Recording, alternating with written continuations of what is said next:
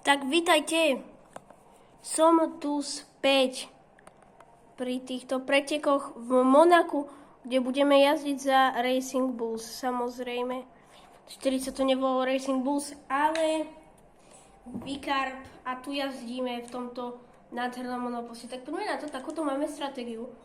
Palivo si dajme na rovné kola. Buď máme takúto, ale dáme si tú alternatívnu, lebo v tej prvej píše, že máme jazdiť konzervatívne a máme šetriť pneumatiky až do, keď pôjdeme v pitstope, to je toto. A to znamená, že môžeme jazdiť, ako ja chcem jazdiť voľne, tak máme tu zahrievacie kolo. Si samozrejme zahráme celé.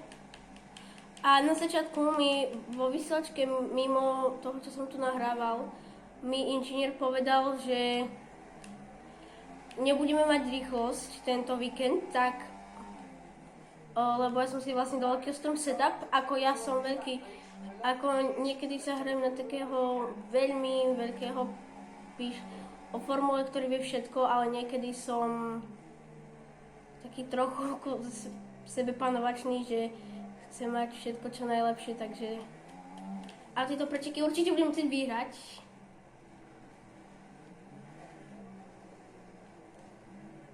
Porsche 12 sa mi zdá, že jeho najlepšia štartová pozícia teraz. Alpine takisto, Vicarb začína ukazovať, že sa prebudili. Možno potom ísť na štarte takto vonkajškou. Samozrejme, toto je ešte len zahrievacie kolo, takže si testujeme pneumatiky. Nemal som čas najazdiť tréningové hodiny, takto tu. Ešte si to na chvíľočku stopnúť, napijem sa.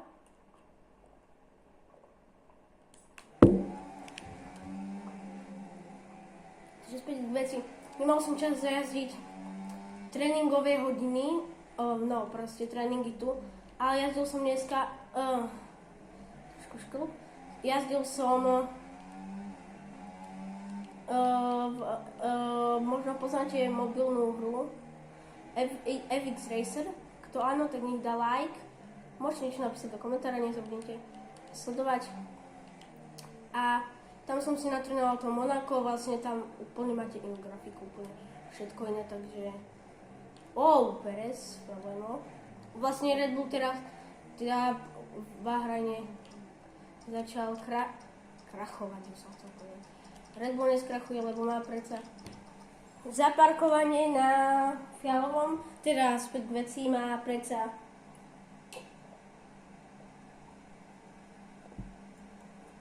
veľa sponzorov, ktorí im dodávajú peniaze a už na to ideme.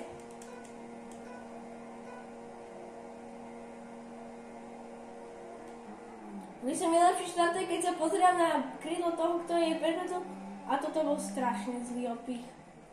Ideme rovno za Teom Puršerom.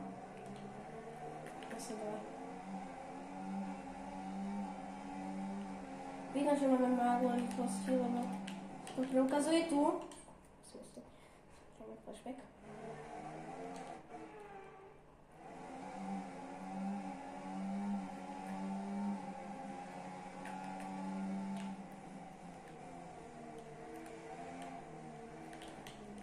A musíme si dať ten reštartík, prepáčte.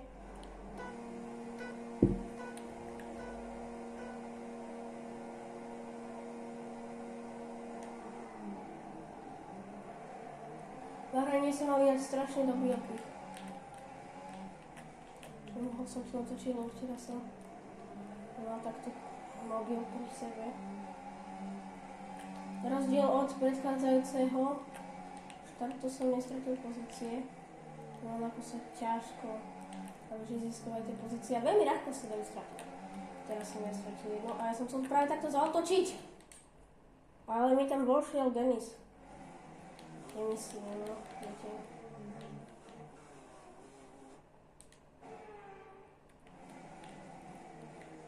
Strašne ťažko sa tu zatáča. Musíte byť strašne pripravený. A už mi odbuchol aj Perez, to krídlo. Toto bude šialené, pretože mi niečo naznačuje. Musíme ísť takto. Musíme sa drať dopredu, najviac, ak to vieme. Za Daniela Ricciarda. s Ricardom a teraz po každej strane nádherne to tam pustíme na Carlose Sainza. Zavne sa tiež chce dať dopredu, lebo naznačuje mi to tá jeho stratégia. Lepšie, keby takto tu viete, a takto som preskočiť cestu, ale teraz mi to neprešlo. Nie som žiaden ten, ktorý by veľmi rád porušoval pravidla, práve že ja dodržam vždy tie pravidla, ale môžem tu vlastne naražať na takéto narážky.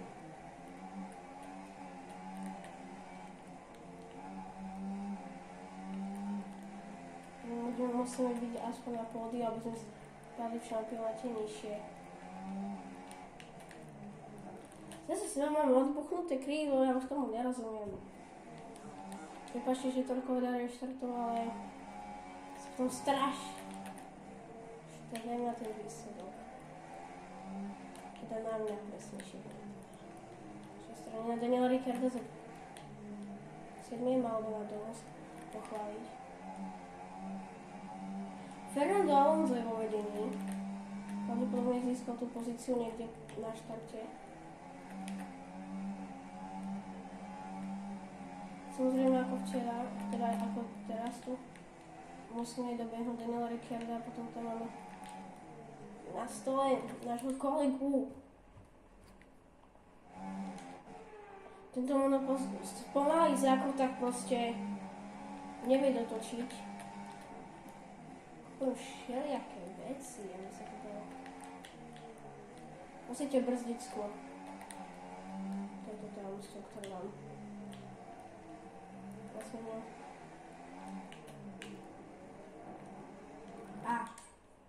To nevyšlo.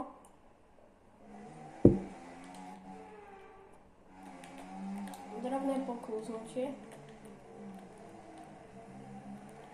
Daniela Ricciarda. Musím nastražiť. Keď ste pozerali náš veľkocenu Španielska a predzávodné štúdio, normálne skutočne veľké, Nova Sport 5, tak tam Pepa kreslil Jozef Král. Pepa, koho volajú.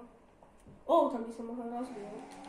Daniel, ale pravdepodobne nie som, že chceme odstrániť Landa, tak teda Daniela, takže nič také nehovorím, nič také nerobím. Ja práve, že som fanúšikom Red Bull Racing.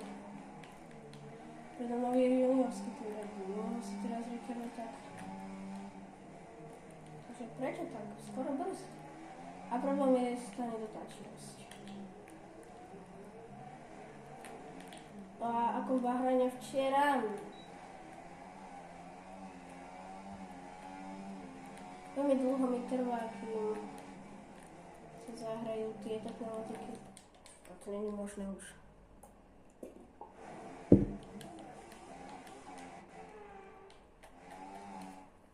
Tak vidíme sa potom v cieli.